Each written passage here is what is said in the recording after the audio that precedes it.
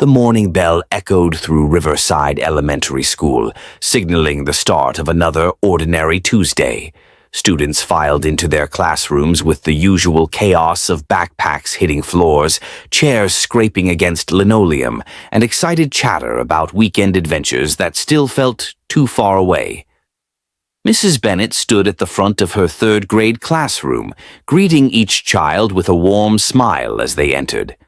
She had been teaching for 12 years, and she prided herself on knowing her students, on sensing when something was off, on being the kind of teacher who actually paid attention. Maya Walker entered the classroom at exactly 8:15, her small frame nearly disappearing in an oversized jacket that had seen better days. Her dark hair was pulled back in a ponytail that looked like it had been done in a hurry, and her eyes stayed fixed on the floor as she made her way to her desk in the third row. Mrs. Bennett watched her, noting the stiffness in the child's gait, the way she moved as if each step required careful calculation. But what happened next made the teacher's greeting freeze on her lips. Maya reached her desk and stopped. She placed her worn backpack on the floor beside her chair, pulled out her notebook and pencil, and simply stood there. Her hands rested on the desk's surface, her posture rigid and unnatural for an 8-year-old child who should have been collapsing into her seat after the walk from the bus stop. Mrs. Bennett tilted her head slightly, waiting. Perhaps Maya was looking for something in her desk. Perhaps she needed to sharpen her pencil. But the girl didn't move. She just stood there, staring down at her closed notebook, her small fingers gripping the edge of the desk with white knuckles. "Maya," Mrs. Bennett called gently, taking a few steps closer. "Sweetie, please take your seat. We're about to start morning announcements." The girl's head lifted slightly, just enough for Mrs. Bennett to see her face. There was something in Maya's eyes that made the teacher's stomach tighten, a flash of what looked like fear or perhaps pain, quickly hidden behind a neutral expression that no child should have mastered so well. "I'm okay standing, Mrs. Bennett," Maya said quietly, her voice barely audible over the noise of other students settling into their seats. "Before we dive in, drop a comment and let us know where you're watching from. We'd love to hear from you. If you enjoy educational stories like this, be sure to like the video, subscribe, turn on the notification bell, and share it with someone who'd love it too." Mrs. Bennett felt her professional smile falter. In 12 years of teaching, she had dealt with defiant students, shy students, students with behavioral issues and learning disabilities. But this was different. This wasn't defiance. The way Maya's voice trembled, the way she held herself so carefully, suggested something else entirely. "Maya, everyone needs to be seated during class. It's a school rule," Mrs. Bennett said, keeping her tone gentle but firm. "Please, sit down." "I can't." The words came out so softly that Mrs. Bennett almost didn't hear them. "I mean, I'd rather stand if that's okay." It wasn't okay. It went against every classroom protocol, every safety regulation, every norm that had been established since the beginning of the school year. But something in Maya's face stopped Mrs. Bennett from pushing further in that moment. She made a mental note to address it after morning announcements, to call the girl aside and find out what was really going on. "We'll talk about this in a few minutes," Mrs. Bennett said finally, moving back to the front of the classroom as the intercom crackled to life, with Principal Morrison's voice delivering the morning message. Around Maya, the other students had started to notice. Jessica Martin, who sat directly behind her, leaned forward and whispered loudly enough for several nearby students to hear. "Why are you standing? Are you in trouble or something?" Maya didn't respond. She kept her eyes fixed forward, her body still and tense. "Maybe she forgot how to sit down," came another voice, followed by muffled giggles. "Class, that's enough," Mrs. Bennett said sharply, shooting a warning glance at the whispering students. "Eyes forward, please." But she could see it already, the way the other children looked at Maya with curiosity and barely concealed amusement. By lunchtime, it would be all over the school. The weird girl who wouldn't sit down. Children could be cruel without even meaning to be, their observations cutting deeper than adult insults because they came without filter or hesitation. The morning progressed in a strange, uncomfortable rhythm. Mrs. Bennett taught her lesson on multiplication tables, wrote examples on the whiteboard, and called on students to answer questions. Maya participated when asked, her answers correct and delivered in that same quiet, careful voice. But she never sat. Not once. When the other children shifted in their seats, stretched, or leaned back in their chairs, Maya remained standing, her posture never relaxing, her grip on the desk never loosening. During the transition to reading time, Mrs. Bennett approached Maya's desk again. The other students were pulling out their books, and the classroom hummed with the sound of pages turning and book covers sliding across desks. "Maya, can you come speak with me for a moment?" Mrs. Bennett asked, gesturing toward the back of the classroom where they could have a semblance of privacy. Maya's face went pale. For a second, Mrs. Bennett thought the girl might refuse, but then she nodded and carefully walked to the back corner. Her steps were measured, deliberate, and Mrs. Bennett noticed something she hadn't seen before. Maya wasn't just walking stiffly, she was walking like every movement hurt. "Sweetheart, I need you to help me understand what's going on," Mrs. Bennett said once they were away from the other students. She crouched down slightly to meet Maya's eyes. "Why won't you sit in your chair? Are you feeling sick?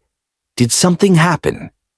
Maya's gaze darted to the floor, then to the window, anywhere but Mrs. Bennett's face. Her hands twisted together in front of her, fingers knotting and unknotting in a nervous rhythm. "I just don't want to sit today," Maya said finally. "I promise I'm paying attention. I'm doing my work. Can I please just stand?" "Maya, I can see something's wrong. You can talk to me. Whatever it is, I want to help." For just a moment, Mrs. Bennett saw something flicker across the child's face, a war between wanting to speak and being too afraid to do so. But then, the shutters came down again, that practiced, neutral expression sliding back into place like a mask. "There's nothing wrong, Mrs. Bennett. I'm fine." "Really?" Mrs. Bennett knew she wasn't fine. Every instinct she had developed over years of working with children screamed that something was very, very wrong. But she also knew she couldn't force a child to confide in her. Not without more evidence, not without time to build trust. "All right," she said softly. "You can stand for now. But, Maya, I need you to know that my door is always open. If you need to talk about anything at all, I'm here. Okay?" Maya nodded quickly, relief washing over her features. "Thank you, Mrs. Bennett." As Maya returned to her desk, Mrs. Bennett stayed in the back corner for a moment, her mind racing. She needed to document this. She needed to make a note in Maya's file and possibly reach out to the girl's parents or guardians. This kind of behavior didn't appear out of nowhere. There was always a reason, always a story behind the silence. The rest of the morning passed in increasing discomfort. During math practice, when students worked independently at their desks, the whispers grew louder. Mrs. Bennett had to stop teaching 3 times to remind the class to focus on their own work instead of staring at Maya. The girl endured it all without complaint, her face carefully blank, her body never wavering from its standing position. When the lunch bell finally rang, Mrs. Bennett watched as the students filed out toward the cafeteria. Most of them rushed out in groups, laughing and shoving each other playfully. Maya gathered her things slowly, methodically placing her pencil in her desk and closing her notebook with precise movements. She waited until almost everyone else had left before making her way to the door.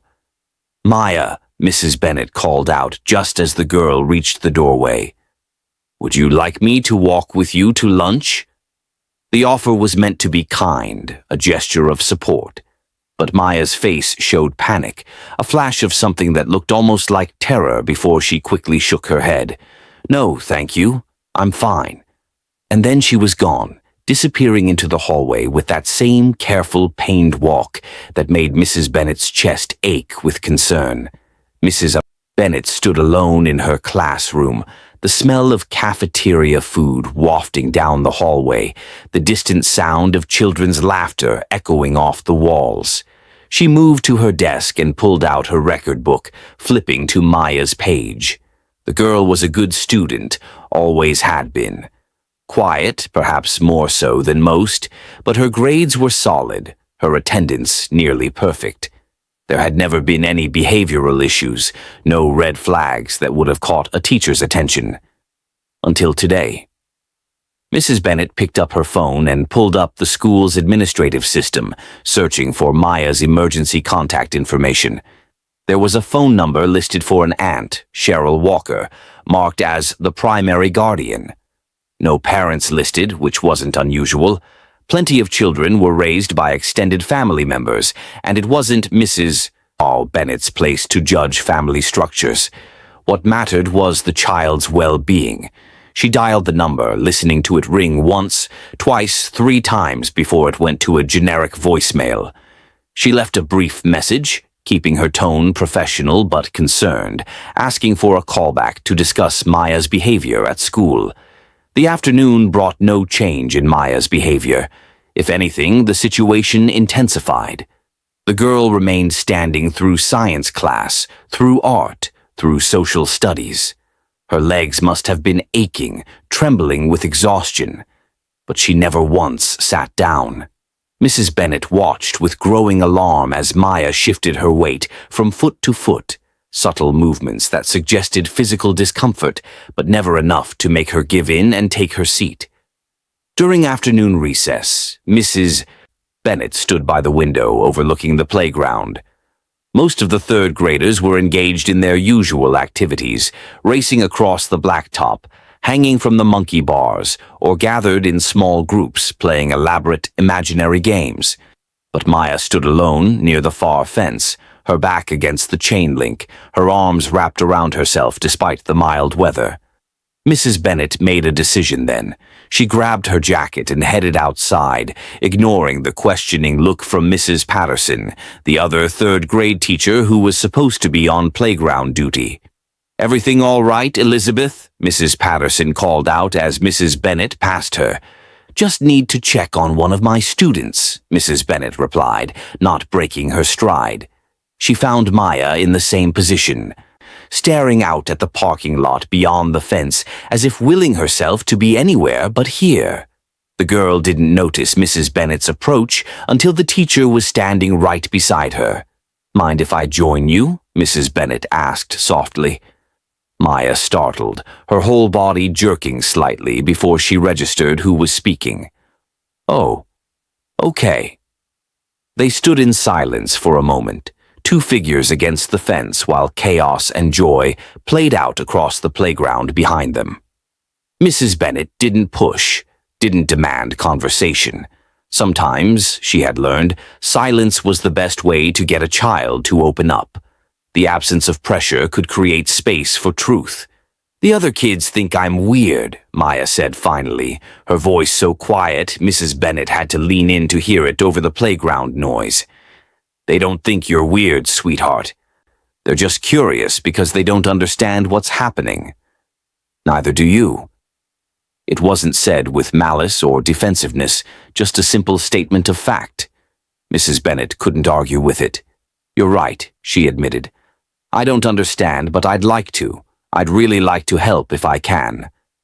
Maya turned to look at her then, really look at her, and Mrs. Bennett saw something that made her heart break. This child's eyes held too much knowledge, too much pain for someone who should have been worried about spelling tests and playground politics. These were eyes that had seen things, endured things, that no 8-year-old should have to face. "What if there's nothing you can do?" Maya whispered. "I don't believe that. There's always something that can be done. Always someone who can help. But you have to let people in, Maya." You have to tell someone what's wrong." For a moment, Mrs. Bennett thought she had broken through. Maya's lips parted as if she was about to speak, about to share whatever burden she was carrying. But then a loud shout from the playground made them both turn. Two boys were wrestling over a soccer ball, their argument escalating quickly toward a physical confrontation. "I should handle that," Mrs. Bennett said reluctantly, already moving toward the conflict. "But Maya, we're not done with this conversation." "Okay." Maya nodded, but when Mrs. Bennett glanced back after separating the fighting boys, the girl had moved away from the fence and was walking slowly toward the school building. The recess bell hadn't even rung yet, but Maya was retreating inside, seeking the safety of walls and routine. The rest of the school day passed in a haze of growing concern. Mrs. Bennett found it increasingly difficult to focus on her lesson plans when one of her students was clearly in distress. She caught herself watching Maya more than she watched anyone else, noting every wince, every careful movement, every moment when the girl's face betrayed the pain she was clearly trying to hide. When the final bell rang at 3:15, Mrs. Bennett made sure to catch Maya before she could leave. "Maya, wait just a second, please." The girl froze at her desk, that familiar look of wariness crossing her features. "I tried calling your aunt today, but I couldn't reach her," Mrs. Bennett said, keeping her voice casual. "Is there another number where she can be reached? I'd really like to talk to her about how you're doing in class." Something shifted in Maya's expression. Fear, Mrs. Bennett realized, pure, undiluted fear. "Please don't call her," Maya said quickly, the words tumbling out in a rush. "Please, Mrs. Bennett. I'm fine. Everything's fine. You don't need to call her." "Maya, it's standard procedure when a teacher has concerns about a student. I'm not trying to get you in trouble. I just want to make sure everything's okay at home." "It is. It's fine. Everything's fine." Maya was backing away now, her backpack clutched to her chest like a shield. "I have to go. I'll miss my bus." Before Mrs. Bennett could respond, Maya was out the door, moving faster than she had all day, despite the obvious discomfort it caused her. Mrs. Bennett stood in her empty classroom, the silence pressing down on her like a physical weight. Something was very wrong. Every fiber of her being knew it. But knowing and proving were two different things, and without concrete evidence or a child willing to speak up, her hands were tied. That evening, Mrs. Bennett sat at her kitchen table, a glass of wine untouched beside her laptop. She had pulled up Maya's file again, reading through everything the school had on record. The information was sparse. Maya had enrolled at Riverside Elementary at the beginning of the school year, transferred from a school in the next county. Her aunt, Cheryl Walker, was listed as her legal guardian. No additional information about parents or circumstances, no medical alerts, no previous behavioral reports. Mrs. Bennett typed Maya's name into the school's incident reporting system and began documenting everything she had observed. The refusal to sit, the stiff, painful walking, the fear in the child's eyes when asked about home, the disconnected phone number. It wasn't much, but it was something. A paper trail that said someone had noticed, someone had tried to help. She submitted the report to Principal Morrison with a note requesting a meeting first thing in the morning. If the principal wouldn't listen, she'd go higher. To the superintendent, to Child Protective Services, to whoever would take this seriously. Because Maya needed help, whether she was able to ask for it or not. The next morning, Mrs. Bennett arrived at school 45 minutes early, hoping to catch Principal Morrison before classes started. She found him in his office, sorting through paperwork with the harried look of a man who had too many responsibilities and not enough hours in the day. "Elizabeth," he greeted her with surprise. "Everything all right?" "No, actually. I need to talk to you about one of my students, Maya Walker." Principal Morrison leaned back in his chair, folding his hands across his stomach. "The girl who won't sit down. Yeah, Mrs. Patterson mentioned that during yesterday's staff meeting. Said the kids were making fun of her at recess. Did you read the report I submitted last night? I skimmed it. He waved a hand dismissively. Look, Elizabeth, I appreciate your concern. I do. But kids do strange things sometimes. Maybe she's going through a phase. Maybe she wants attention. Not every odd behavior is a sign of abuse or neglect. Mrs. Bennett felt her jaw tighten. Derek, I've been teaching for 12 years. I know the difference between attention-seeking behavior and genuine distress. This child is in pain, physical pain, and she's terrified of us contacting her guardian. Did she tell you she was being abused? No, but then our hands are tied. We can't go making accusations without evidence. Do you know how quickly that could blow up in the school's face? One angry parent threatening to sue because a teacher got overzealous. I'm not being overzealous, I'm being observant. Principal Morrison sighed, rubbing his temples. Tell you what, give it a few more days. Keep documenting what you see. If the behavior continues or gets worse, we'll revisit this conversation. But right now, I can't authorize a welfare check based on a child standing in class. It's just not enough. Mrs.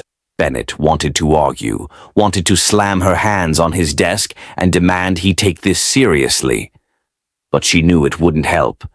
Principal Morrison was a good man, but he was also a bureaucrat, bound by policies and procedures and the constant fear of liability. Pushing him now would only make him defensive. Fine, she said tersely. I'll document everything. And when something terrible happens because we ignored the warning signs, I'll make sure everyone knows I tried to do something about it. She left his office before he could respond, her heart pounding with frustration and helpless anger. The hallways were starting to fill with students arriving for the day, their voices echoing off the lockers, their energy infectious and bright. Mrs. Bennett forced herself to smile at them, to return their greetings, to pretend everything was normal. But nothing was normal. Not when a child was suffering and the adults who were supposed to protect her were too busy covering their asses to actually help. Maya arrived at exactly 8:15 again, wearing the same oversized jacket, her hair in the same hurried ponytail. She went through the same ritual as the day before, placing her backpack beside her desk, pulling out her materials, and standing at attention as if she were a soldier on duty rather than a child in a classroom. Mrs. Bennett watched it all with a heavy heart, already dreading the long day ahead.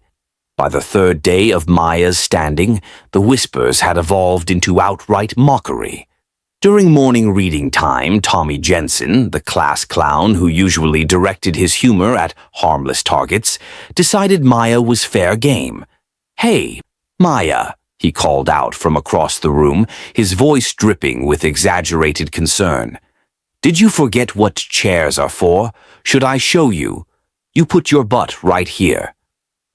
He demonstrated by sitting down hard in his own chair, then popping back up. "See? It's easy." Several students laughed.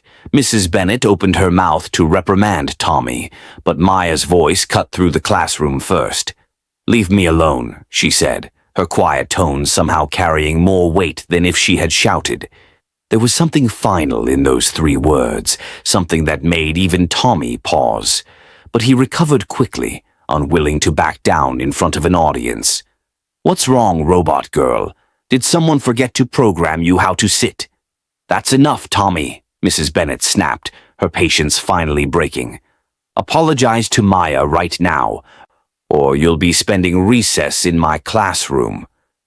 Tommy mumbled an apology that sounded more sullen than sincere, but at least he dropped the subject. The damage, however, was done.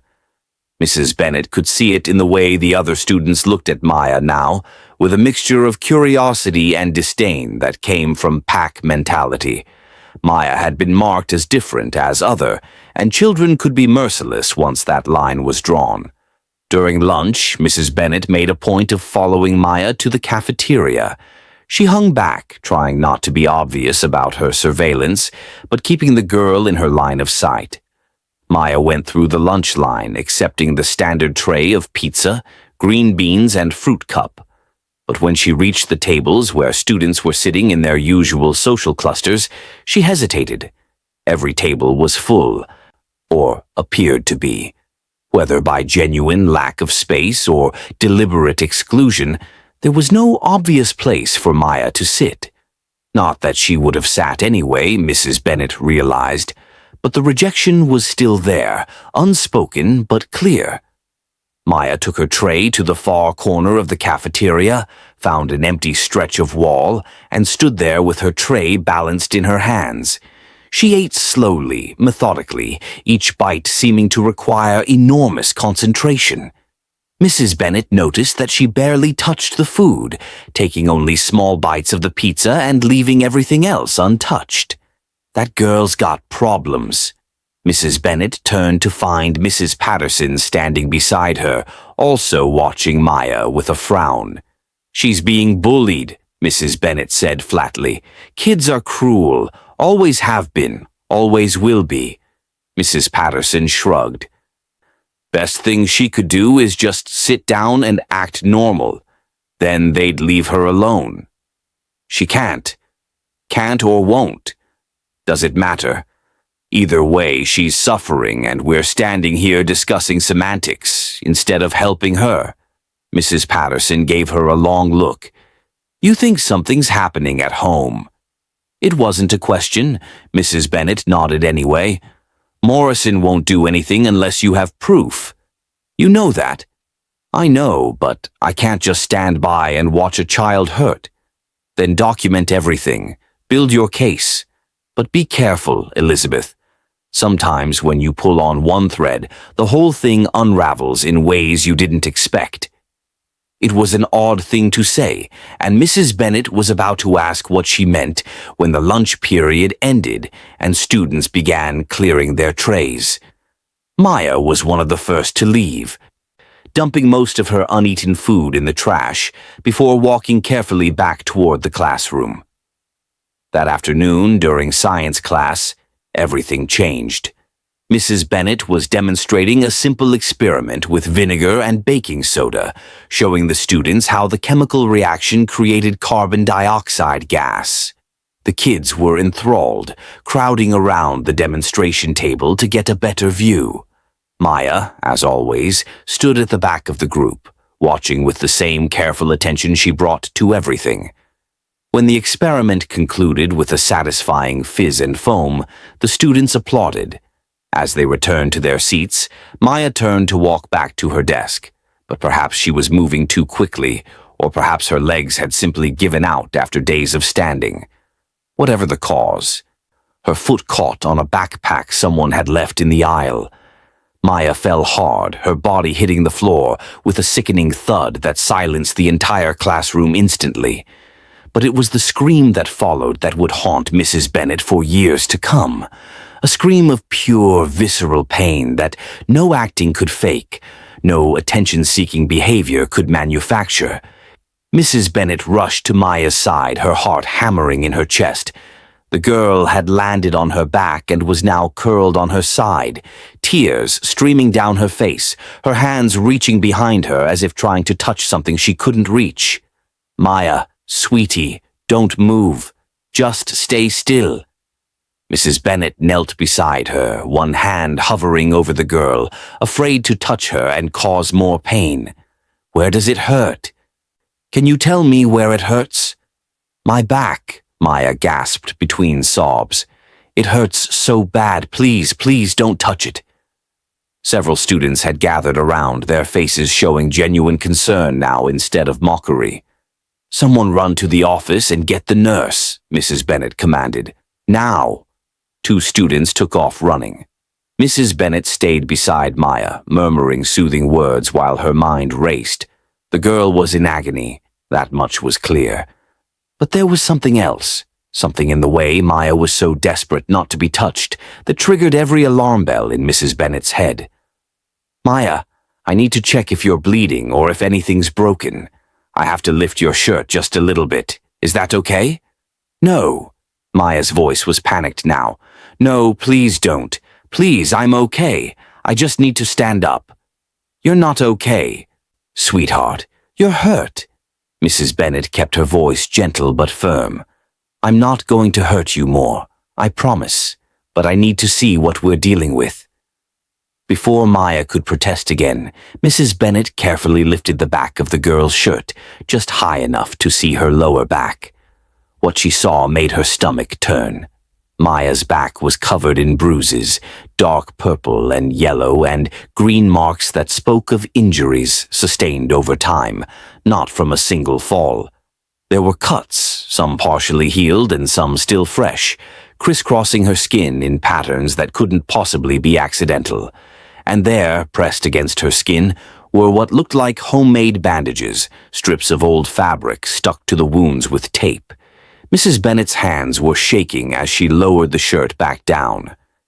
She looked up to find several students staring, their faces pale with shock.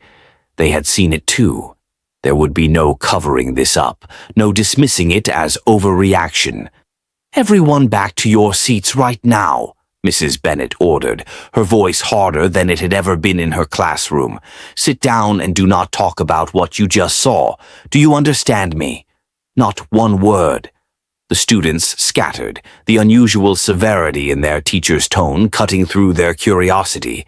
Mrs. Bennett stayed beside Maya, who was still crying quietly, her face pressed against the cold classroom floor.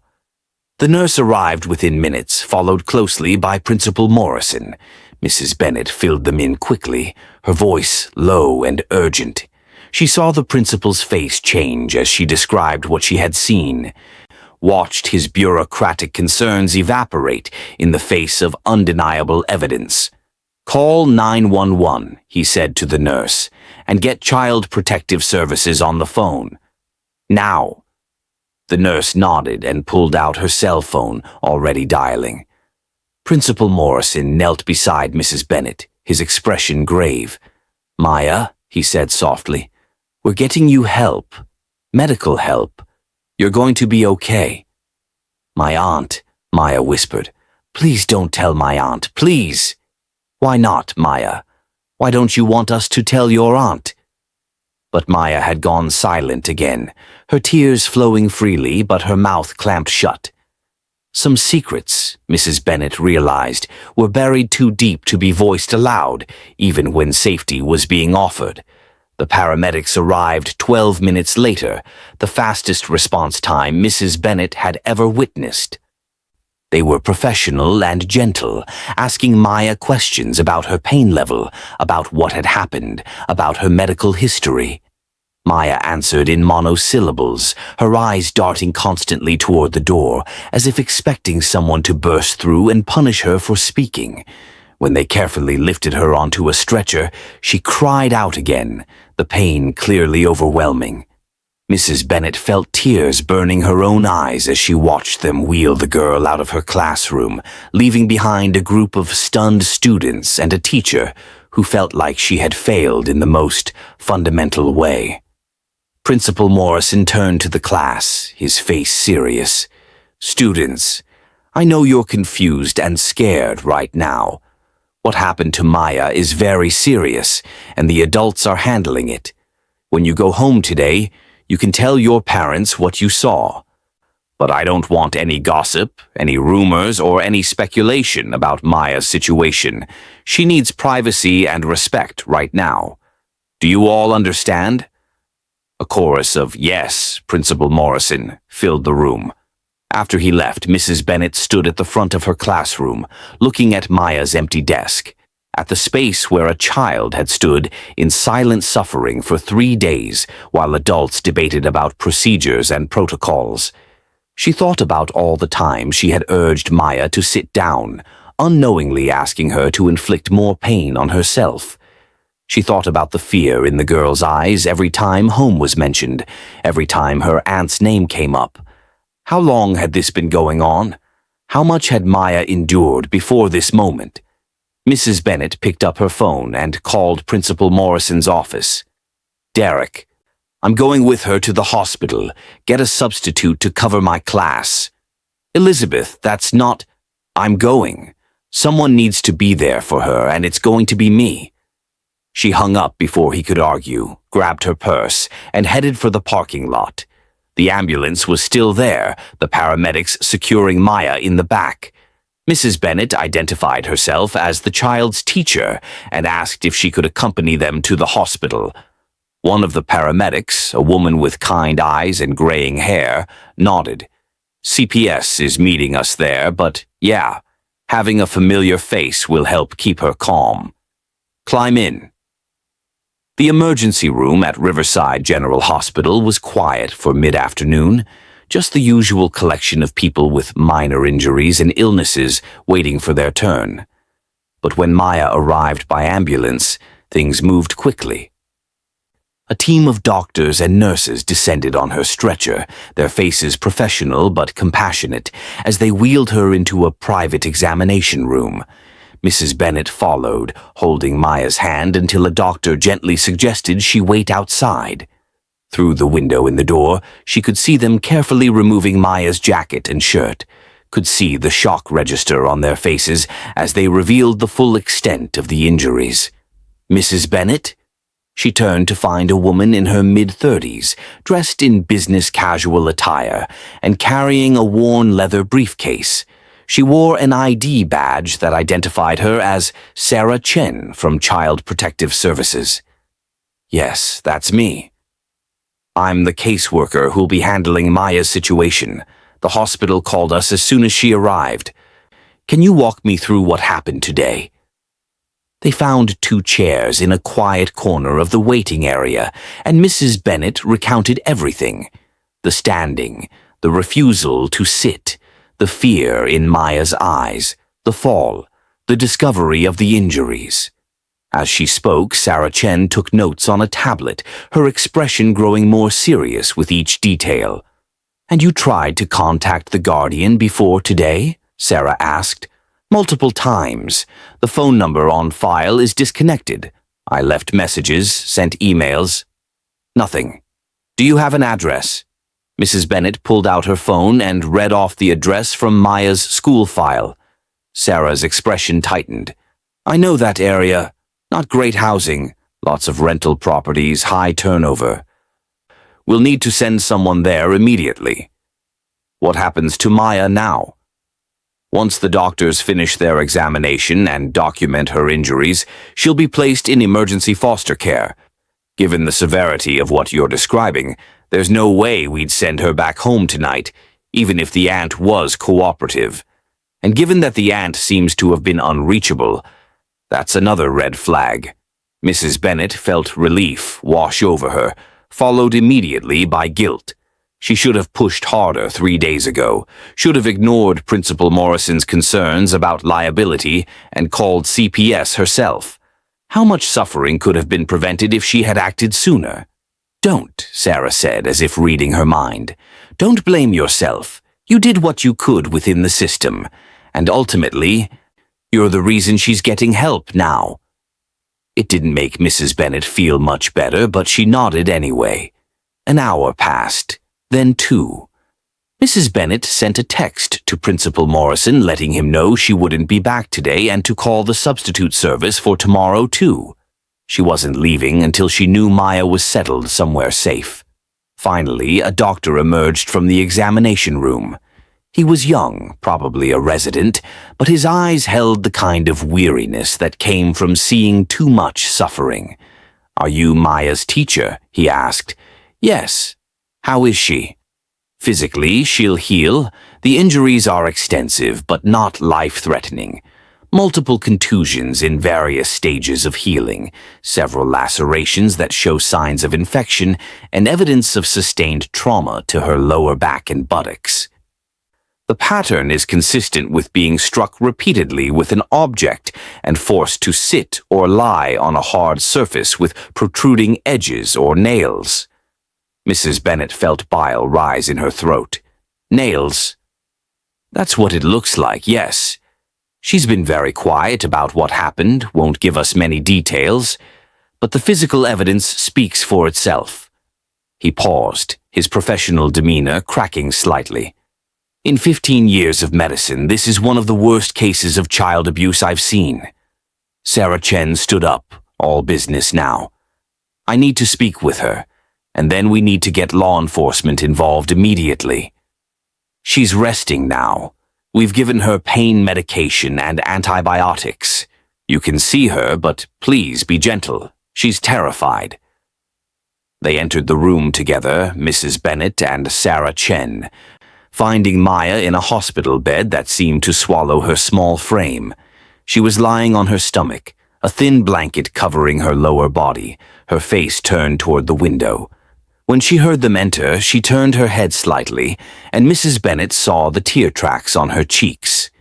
"Hey, sweetie," Mrs. Bennett said softly, moving to the chair beside the bed. "How are you feeling?" "Tired," Maya whispered. "Am I in trouble?" "What?" "No, honey, you're not in trouble. You haven't done anything wrong." "But I wasn't supposed to tell." Sarah Chen pulled up a second chair, setting her tablet aside and giving Maya her full attention. "Maya, my name is Sarah. I work for an organization that helps kids who are having problems at home. Your teacher told me you've been having a hard time. I'm here to make sure you're safe.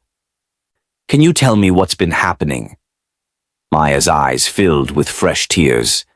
"I can't. She said if I ever told anyone, it would be worse. She said no one would believe me anyway because I'm just a kid." "Who said that, Maya?" Sarah's voice was patient, calm, the kind of voice that invited truth without demanding it. "My Aunt Cheryl." Mrs. Bennett felt her hands curl into fists in her lap. She forced herself to remain still, to let Sarah handle this. This was her expertise, her territory.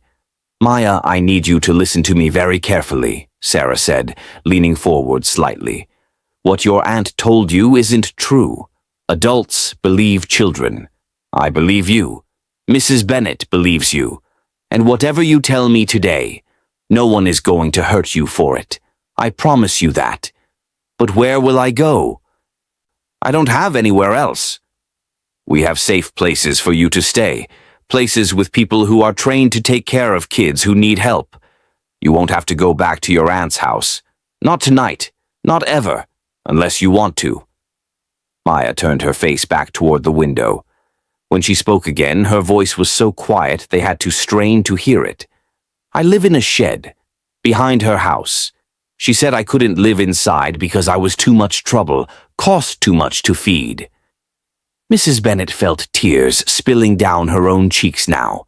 She reached out and gently touched Maya's hand, and the girl didn't pull away. "The shed has a bed, but it's broken. Just old wood on cinder blocks, and some of the boards have nails sticking up through them. She wouldn't fix it. She said I should be grateful I had anywhere to sleep at all."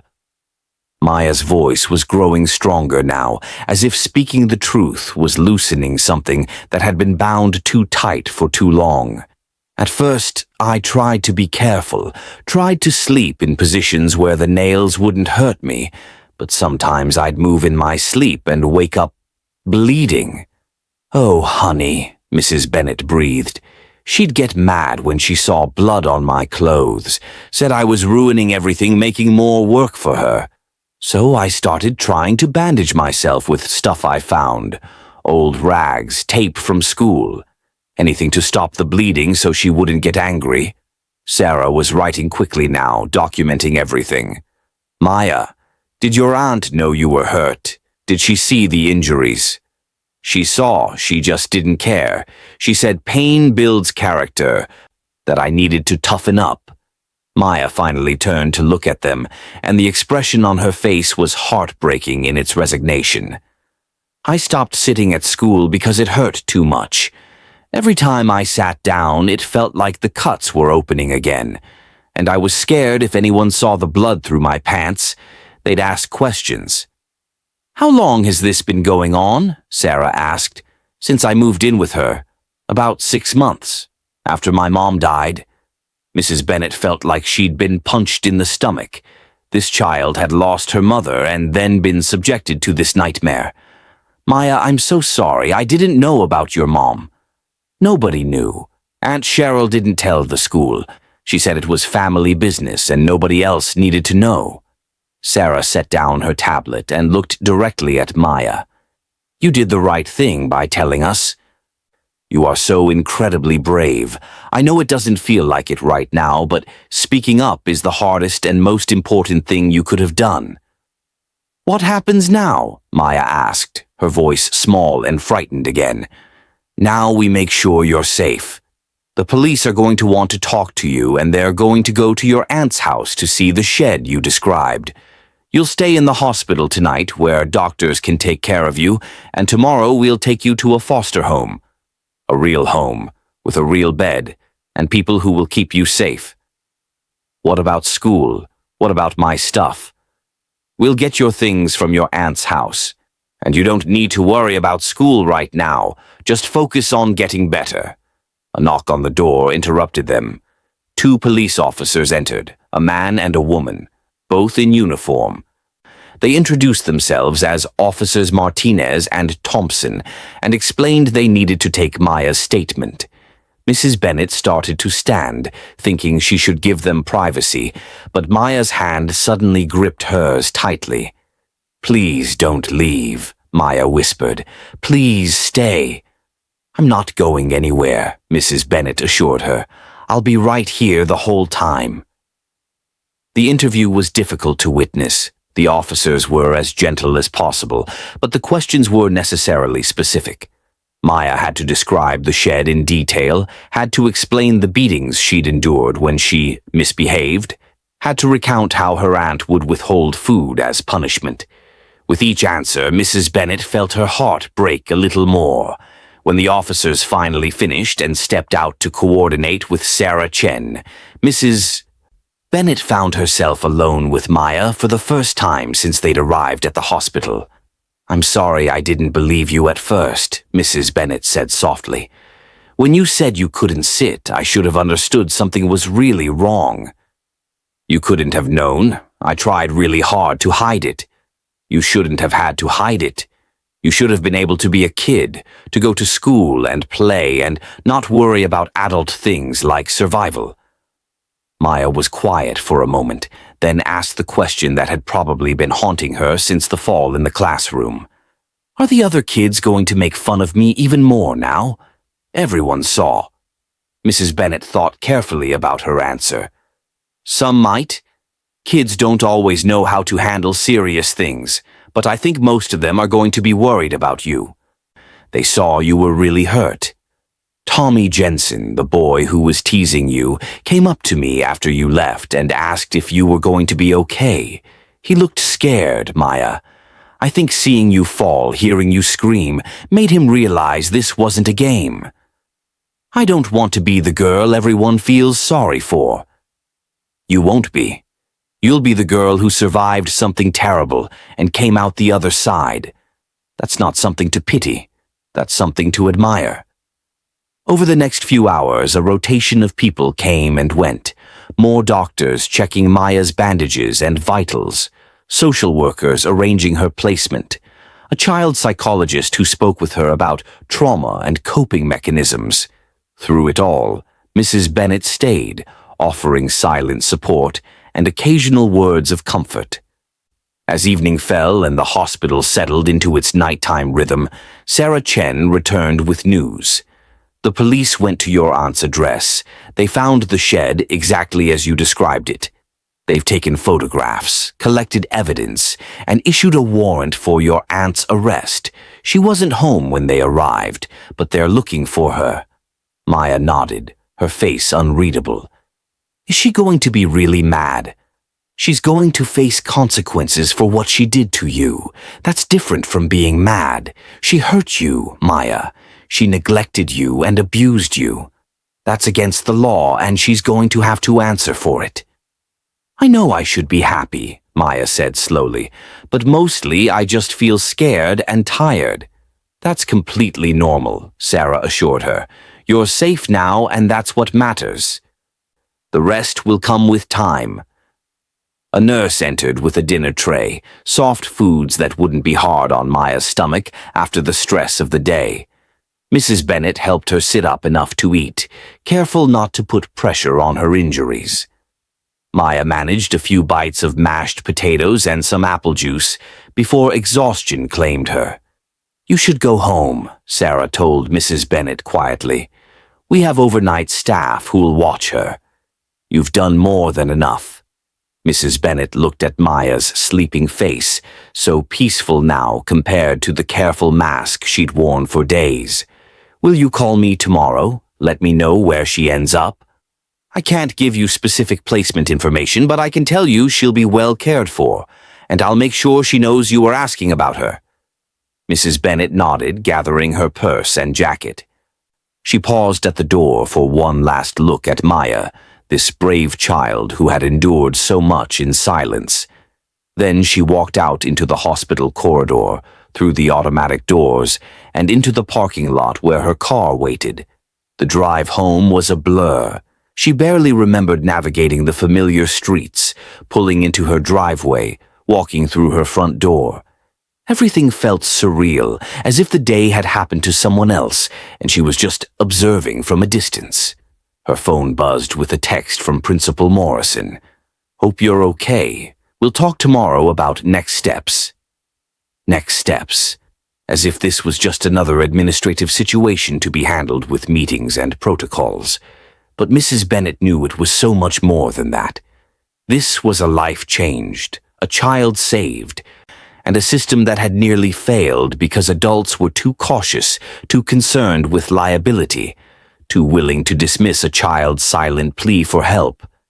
She thought about all the times she'd told students to sit down and focus, never considering that such a simple instruction could be impossible for someone. She thought about Maya standing through lunch, through recess, through every class, bearing her pain in silence because the alternative was worse. And she thought about the moment when Maya fell, when the truth finally came crashing into the light, when silence was no longer an option. Mrs. Bennett pulled out her laptop and began typing an email to the superintendent. She detailed everything that had happened, including Principal Morrison's initial reluctance to take action. She wasn't trying to get him in trouble, but the system needed to change. Teachers needed to be empowered to report concerns without jumping through endless hoops. Children like Maya needed adults who would believe them, who would act, who would put their safety above institutional concerns. It was nearly midnight when she finally finished the email and hit send. She felt drained, emotionally exhausted in a way that went deeper than physical tiredness. But underneath the exhaustion was something else, a quiet satisfaction that she had done the right thing, that she had seen a child in need and refused to look away. The next morning, Mrs. Bennett returned to school to find flowers on her desk from the other teachers and a card signed by her students. "Thank you for helping Maya," it read in various handwritings. "You're the best teacher ever." Principal Morrison called her into his office first thing. His face was serious but not angry. "The superintendent called me at 6 this morning. He'd read your email. We're implementing new protocols for reporting suspected abuse, effective immediately. And he wants to meet with you next week to discuss developing a training program for all staff." Mrs. Bennett nodded. "Good. Elizabeth, I owe you an apology. You were right, and I was too concerned with protocol to see what was really happening. If you hadn't persisted—" "It's okay, Derek. Let's just make sure it doesn't happen again. To any child, at any school." Throughout the day, students asked about Maya. Mrs. Bennett was careful with her answers, respecting the girls' privacy while reassuring them that she was safe and being taken care of. She noticed that Tommy Jensen was quieter than usual, his typical classroom antics absent. During recess, he approached her hesitantly. "Mrs. Bennett, is Maya going to come back to school?" "I don't know, Tommy. She might go to a different school closer to where she's staying now, or she might come back here once she's feeling better." "Why?" "I was mean to her. I called her robot girl and made fun of her. But I didn't know. I didn't know she was hurt so bad." His eyes were red, as if he'd been crying. "If she comes back, I want to tell her I'm sorry." Mrs. Bennett knelt down to his eye level. "That's very mature of you, Tommy. And if she does come back, I'm sure she'd appreciate hearing that. But for now, the best thing you can do is remember this feeling. Remember that everyone you meet is fighting battles you can't see, and kindness costs nothing." 3 days later, Mrs. Bennett received a call from Sarah Chen. "Maya asked if she could see you. Her foster family is lovely, and she's settling in well, but she wanted to thank you personally." They arranged a meeting at a neutral location, a park near the foster home. Mrs. Bennett arrived early, her nerves jangling with anticipation. When Sarah's car pulled up and Maya emerged, Mrs. Bennett barely recognized her. The girl was wearing clean, new clothes that actually fit. Her hair was neatly braided, and most strikingly, she was smiling. "Mrs. Bennett." Maya ran toward her, and Mrs. Bennett met her halfway, dropping to her knees to embrace the child carefully, mindful of her healing injuries. "Look at you," Mrs. Bennett said, tears streaming down her face. "You look wonderful." "I have my own room," Maya said excitedly, "with a real bed and soft pillows and everything, and my foster mom, Miss Patricia, she makes really good pancakes. And there's another girl there, Emma. She's 10, and she showed me how to braid hair." They sat on a park bench, Maya chattering about her new life, while Mrs. Bennett listened with a full heart. The transformation was remarkable. This was what a child should be like, free and happy and full of energy. Eventually, Maya grew quiet.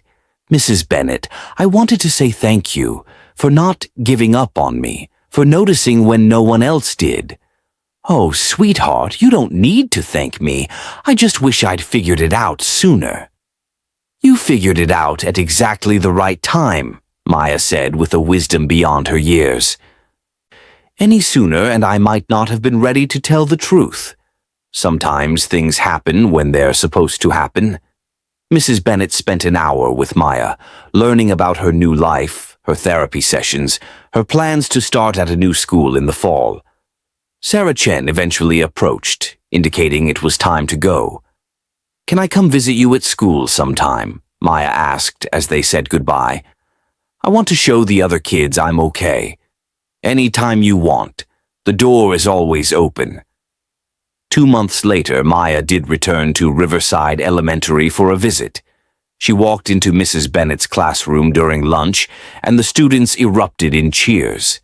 They had questions, so many questions, and Maya answered them with patience and honesty, explaining what had happened without dwelling on the darkest details.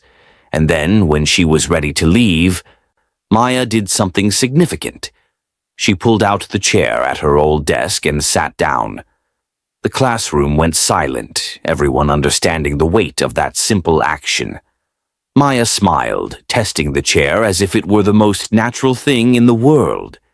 "It doesn't hurt anymore," she announced. "I can sit." Mrs. Bennett felt tears streaming down her face, and she wasn't alone.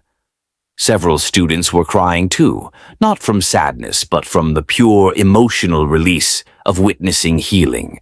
As Maya left that day, waving goodbye to her former classmates, Mrs. Bennett stood at the window watching her walk to Sarah Chen's car. The girl moved with confidence now, her head high, her steps sure.